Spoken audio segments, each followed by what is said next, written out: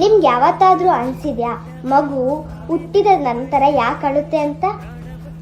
ಮಗು ಕ್ಷಣ ಅತ್ತಾಗ ನಾವು ಎಲ್ಲರೂ ಖುಷಿ ಪಡ್ತೀವಿ. ಆದರೆ ಆ ಅಳುವಿನ ಹಿಂದೆ ಒಂದು ದೊಡ್ಡ ರಹಸ್ಯನೇ ಇದೆ ಅಂದರೆ ನಂಬ್ತೀರಾ? ನಂಬಲೇಬೇಕು. ಯಾಕೆ ಅಂತ ಹೇಳ್ತೀನಿ ಬನ್ನಿ.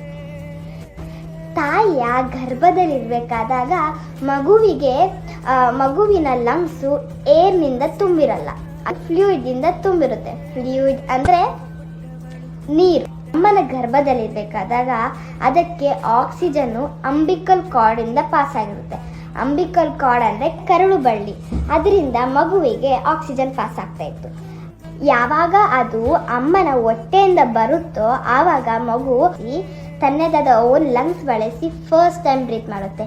ಆ ಫಸ್ಟ್ ಬ್ರೀತು ಮಗುವಿನ ಲೈಫ್ನಲ್ಲಿ ದೊಡ್ಡ ಟ್ರಾನ್ಸಿಷನ್ ಅಂದರೆ ನಂಬ್ತೀರಾ? ಆ ಫಸ್ಟ್ ಬ್ರೀತ್ ಎಷ್ಟು ಕಷ್ಟ ಅಂತಂದರೆ, ಬೇಬಿ ಯಾವಾಗ ಜೋರಾಗಿ ಅಳುತ್ತೋ ಅದರ ಲಂಗ್ಸು ಓಪನ್ ಆಗಿ ಆ ಫ್ಲೂಯಿಡ್ ಅಂದರೆ ವಾಟರ್ ಈಚೆ ಬರುತ್ತೆ. ಆವಾಗ ಮಗು ಫಸ್ಟ್ ಬ್ರೀತ್. ಬೇಬಿಯ ಮೊದಲ ಕ್ರೈ ಅನ್ನೋದು ಈ ಹೊಸ ಜಗತ್ತಿನ ಬದುಕು ಆರಂಭಿಸುವ first fight, first breath, first victory. Thank you. Bye.